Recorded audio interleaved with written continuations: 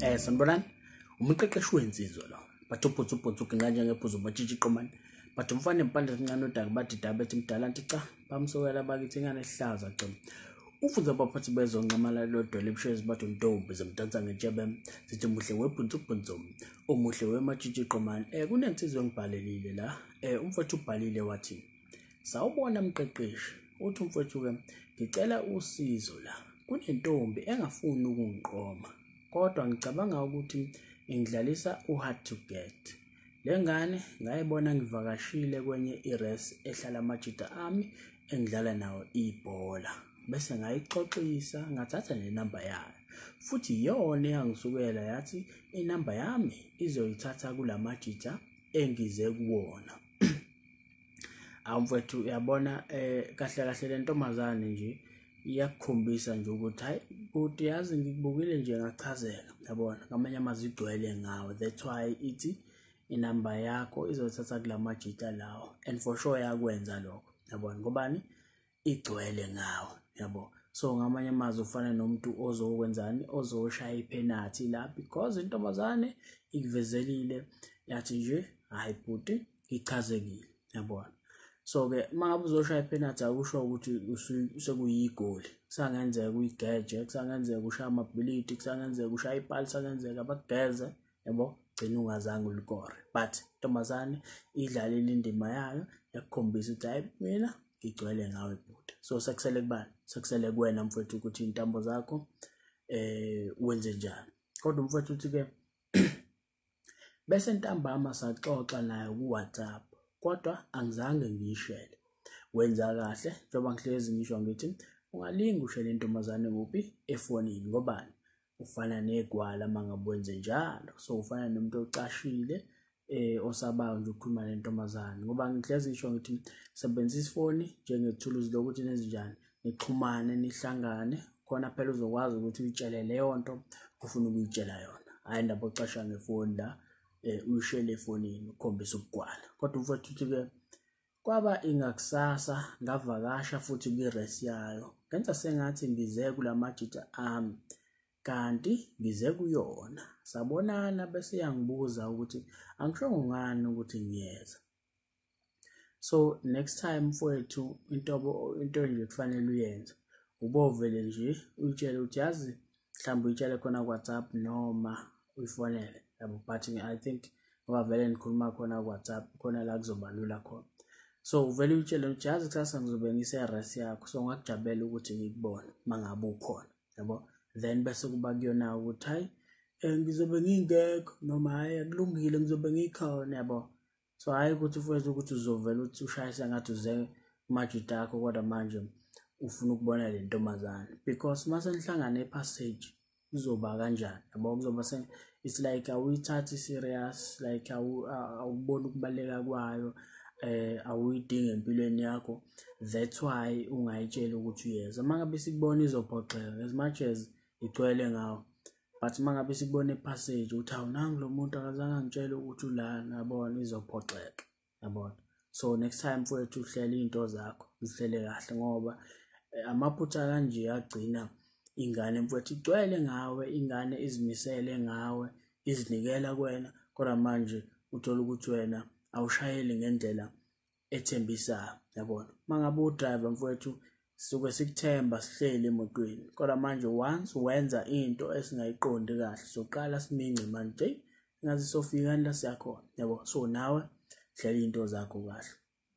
Akubona angiboni ukuthi awenzanga kahle hayi ukuthi angiboni awenzanga kahle mangabe ushasa ngathi uze kumajita akho kodwa manje inhloso yakho ukubona intombazana. So mangabe ingakho ikubuza phela ukuthi awusho ngani ukuthi uyeza. So uyiphoxile isenzo leso next time engafanele usenze yabona ngoba ukhombisa ukuba udriver akhombisa ukuba leader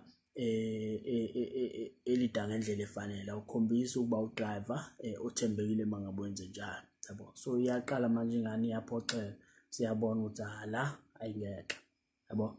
So uthi futhi ke bese kwaba uthi futhi bese kwaba ingakusasa ngalolu suku sasizoyodlala esikoleni. Bese yangifonela yathi sidlala ngobani isikhathi ifuna ukungibona ngidlala ngayitshela isikhathi sokudlala so hayi mfowethu yabona kubo uziyekelile kule ntombazana yabona ifuna ngisho ukubona udlala ibhola yabo yakufonela ikubuza isikhathi so I don't think khona okunye ekufanele ikwenze just ukukhombisa ukuthi ayigcwele ngawo so sekusele kubani wena mfowethu ukuthi wenze njani yabona kodwa manje indlela owenza ngayo ayikhombisi ukuthi uyayazi into yakho so mangabe uzothi wena hayi ngifuna ukuya kuyona kodwa manje ngizoshaya sengathi ngiyangumajitami ngeke ngiyitshele yabo zonke lezo zinto uyaqala iphoxe ngani mangabe wenze njalo but lengane mfowethu njengoba isifuna ukubona ngisho egroundini khombisa ngokusobala ukuthi ayizimisele ngawo kodwa uthi mfowethu ke ayifika ke egroundini lengane bese ngayibuza ntambama ukuthi idlaleleni ngami bese lengane yablame mina yathi mina angiyifonela ngani uma sengisuka endlini sengiya egroundini so I think mhlawumbe mfowethu into eshaya lengane manje ngokwayibizimisela ukuthi enze njani iye egroundini yokubona udlala kodwa manje into esishayayo mhlambe ngenzeka kuba ithe mayisicabanga umqondo wayo usubuya kahle yabona ukuthi hayibo ngase ngizinikela kangaka kulomfana ngase ngiziphonsa kangaka yonke into ngimenzela ibe lula yabona so nayo kwase kubuya emqondweni ukuthi hayi izobukeka sengathi mhlambe intombazane engenavelu yabona then ngoba phela yabona na ukuthi awuyimithi halfway like awuyifoneli iyakunikeza isandla wena awusilethe sakho yabona that's why ingazange izizobona eground that's why isho kanjalo ithi hayi wena uzange umfonele mangabe ususuka endlini because ifila sengathi wena awuyidlala indima yakho yabona so iyakufonela yona iyakukhombisa nje ngazo zonke indlela kodwa manje it's like esidini lakho kuyashota yabo that's why ingazange ifike yabo so amathuba amaningi ngenzeka into kanjalo so nawe into ezosiza ukuthi unyusa amagiya just ukhombisa mfowethu ukuthi nawe uzimisele ngalo muntu ungabe phela usuyekela kena yonke into uyena ofonayo uyena nje obusy ngayo yonke into yabona ngaphela ukhumbula ukuthi uyena intombazana mkhombise nawe ukuthi interested kuyena yabo ungathi phela ngoba umuntu egcwele ngawo bese uthi hayi uthi ngirelax ngimyeke kube yena ofonayo kube yena WhatsAppayo kube yena owenza yonke into naye phela uzobona ukuthi ngathi udlala ngami la yabo kodwa akumfowethu uthi ke mfowethu ke ngakusasa ngayitshela ukuthi ngiyeza bese ngangena erumini yayo saxoxa kodwa yayiloke ingibuza imibuzo enesidina eminye angiyiphendulanga kahle ngazi imiphi leyo mbuzo enesidina ngoba phela umuntu mangabe ebuza mfowethu usuke efuna ukuthola into ethize ngawe so I wonder ukuthi yiphi leyo mbuzo othi nesidina but wena owaziyo ngoba uzange uyisho la kodwa mfowethu ke futhi lengane ngayifica ilele ngesisu yathi kumina iyagula inethumba ekhwapheni bese ngathi bese ngathi sengishilo ukuthi sengiyahamba ngavela ngazama ukuyiqabula esihlathini yona yasibalekisa isihlathi sayo bese yathi angihambe manje yangixosha ngayixoxisa ngakusasa ku WhatsApp ngenza sengathi akwenzekanga lutho uthi mfowethu ke ngicela ungisize ungitshele ukuthi ngenze njani angikakayitsheli lengane ukuthi ngiyakuthanda ngizolisho nini leli gama so wayivala lapho umfowethu so okokuqala nje mfowethu into ekufanele uyazi yabona umuntu ungabokhuluma nomuntu ebhekele ekushaya ngomhlana because lo muntu kunjani ukukhombisa ukuthi akakulalela yabona so ungabokhuluma nomuntu eleli ngomhlana ebheke phezulu yabona because iyakhombisa lo muntu njani akakuhloniphi akakubona ukuthi present so ungabokhuluma nomuntu eleli ngesisi because kuyakhombisa ukuthi akakulalele next time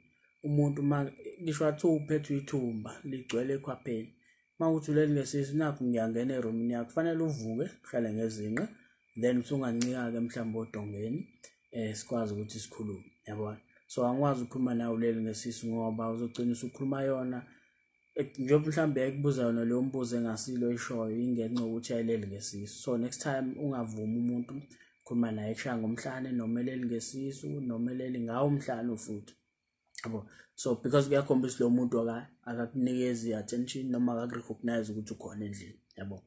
So mangabe ngazimisela ukuthi ahlale ngezinqa then awazi ukukhuluma mhlawumbe ngamtshela hayi ngibuye ngoba ngiyabona engathi awukho esimeni sokuthi ukhulume yabo. So nje ungakhulumi nomuntu uzimoshela isikhathi uyambona ukuthi ulele ngesisu kodwa manje ubhizi ukukhuluma naye akavuki just ukukhombisa respect ukuthi hayi sengifikile endlini yabo.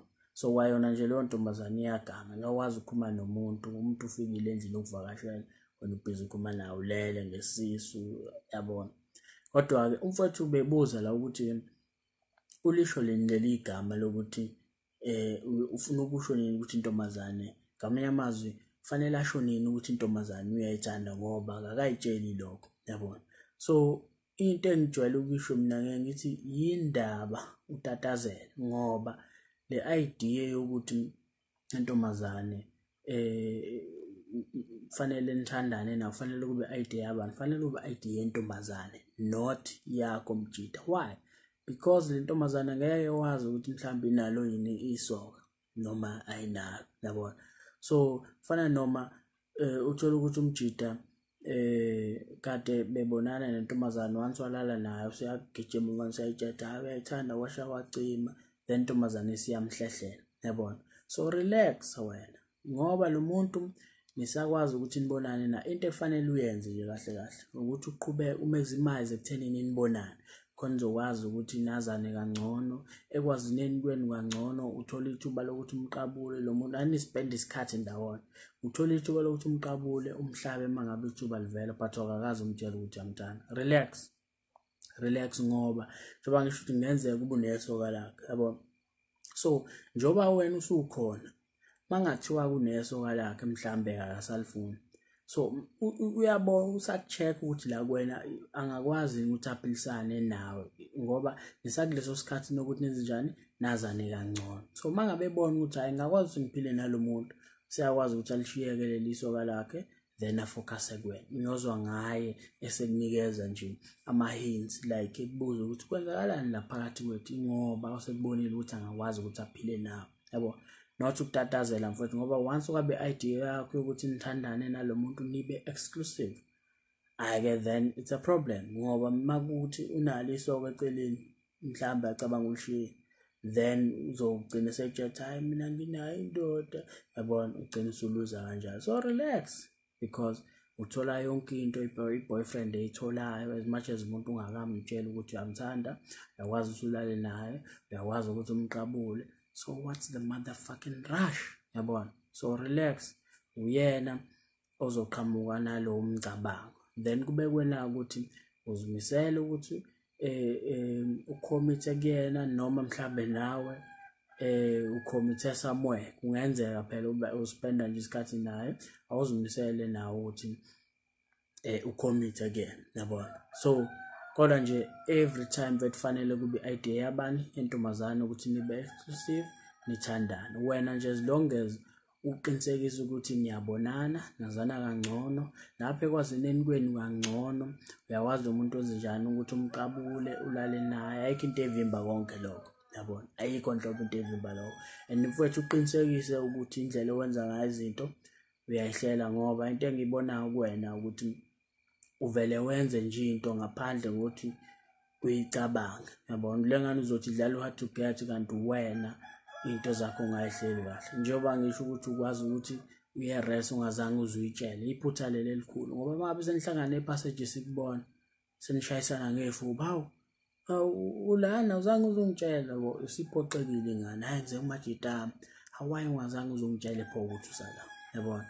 Siyaphoxa ingane isiyabona ukuthi hayi la awuyithathi serious. So izinto ezincane mfowethu ozenzayo wena unganaki but izigcina sezikulahlela ama points kulo muntu as much as intombazane igcwele ngawo kodwa manje mangabe ungabehave ngendlela efanele behave ngayo then uyaluza kanjalo. So ngiyathemba ke mfowethu ukuthi uzokwenza ngendlela efanele and uyangizwa lokho engikusho. So mangabe unesifiso nje sokuthi ubhalele uMqeqeshi Wezinsizwa ungambhalela ku-email umqeqeshiwensizwa@gmail.com ukuze mina nawe sizokwazi ukuthi sibonisane ngodaba lakho. Ukhumbule ukuthi uMqeqeshi Wezinsizwa, Ikhaya Lenjabulo. Sharp.